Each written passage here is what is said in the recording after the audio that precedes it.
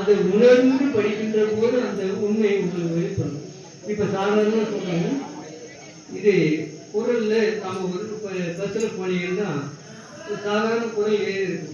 இனிய உளவாக எண்ணாத கூடல் கண்டிருப்ப காய் கலந்ததுன்னு ஏறி இருக்கு. நல்லா படிச்சிருப்பீங்க. ஆனா என்ன சொல்லுவாங்க, ஒரு இனிய சொல்லாதே ஏன் கசந்து ஒரு பேசுறாங்க, ஏன் ஒரு இனிமையா பேசுறாங்க, ஒரு பழம்போட ஒரு தனியாக பேசுறாங்க அப்படின்னு தான் அதுக்கு ஒரு விளக்கம் சொல்லுவாங்க.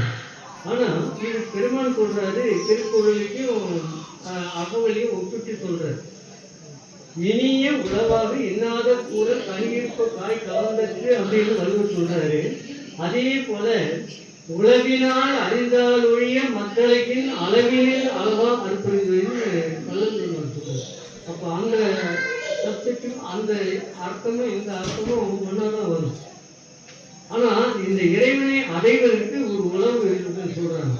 அந்த உளவு என்ன உளவு அப்படின்னு சொன்னா, நீங்க இடம் தனித்து ஒரு இடத்துல நீங்க உட்காரணும். ஒரு இடம் நீங்க ஒரு நடு வீட்லயோ ஒரு தனியோ ஒரு இடம் உட்கார வச்சுங்க. அந்த இடத்துல மனசு எங்கேயும் ஒட்டாத மனசை பொருள் மத்தியில நிறுத்தி பழகுங்கன்ற.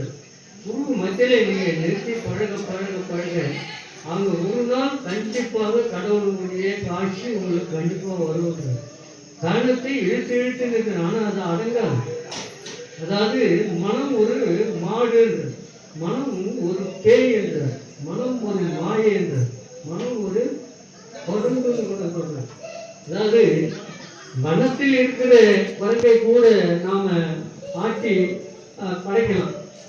ஒரு குரங்காட்டி பார்த்தீங்கன்னா, அப்பா ராமா அவர்கிட்ட போய் அந்த காசு வாங்கிட்டு வரணும், அவர் கடையில் பேருந்து எடுக்கணும், கடையில் போய் காய்கறி வாங்கிடணும், அது போய் பாருங்க அந்த தப்பாளத்துக்கு போயிட்டு வாங்கி வரணும்.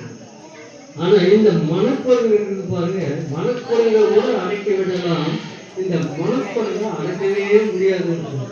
அதுக்காக தான் இடம் தனித்து இருந்த விசையின்றி நுகர்தல் அப்படின்னு நம்ம பழகணும் பழகணும் பழகணும். அப்படி பழகினாதான் அது வரும். ஏன்னு கேட்டா இது பட்டினத்தார் கூட சொல்றாரு, ஆரூரான் இங்கு இருக்க அவ்வூர் திருநாள் என்று ஊர்கள் தோறும் உழல்வி நேரே உள்ள குறிப்பை நாடாத உருமாடா விளக்கிருக்க நீ தேவையில்லை. ஆமா, ஆரூரான்னா சிவபெருமான அர்த்தம். அவன் நமக்கு உள்ள குடும்பத்திலே இருக்கிறான்னு சொல்றாரு. அப்ப அங்க இருக்கிறத விட்டுட்டு நாம ஊரா போய் அலையணும். இருக்கும் இடத்தை விட்டு இல்லாத இடம் தேடி எங்கெங்கோ அலைகின்றார் ஞானத்தங்கமே. அவர் ஏதும் அழியாதடி ஞானத்தங்க. இது சினிமா பாட்டு தான். இதெல்லாம் நீங்க நல்லா கவனிக்கணும். கங்கையிலே காவிரியில் 100 முறை மூழ்கி கணக்கற்ற கோயில்கள் கால்தேய சுற்றி வெண்கொடிய நோன்பு ஏற்று உடலை வருத்தி வேதங்கள் கூடுகின்ற யாகமெல்லாம் செய்து பங்கமில்லா வேதியனுக்கு கைப்பணம் அள்ளித்தந்து பசுவதனை பூசித்து அதன் கழிவை உண்டு தங்கள் உயிர் மோட்சம் அடையே நினைக்கும் சத்தியமாய் தயவு இல்லார் வித்தியாலயம். இது ஞான வித்தியாலயம் சொல்றாரு.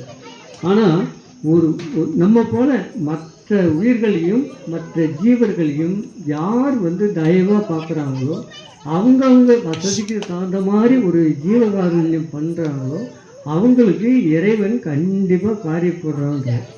6 சித்திகள் 64 7 கோடியும் குலமும் மெய்ப்பொருளேன்ற அவங்களுக்கெல்லாம் சித்திகள்லாம் நிறைய உண்டாகுன்றாங்க.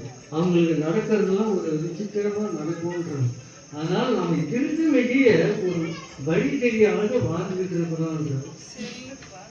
அதனால நீங்க எல்லாம் இங்கே மகளிர் பெருவாழ்வு நம்ம அடைய வேண்டிய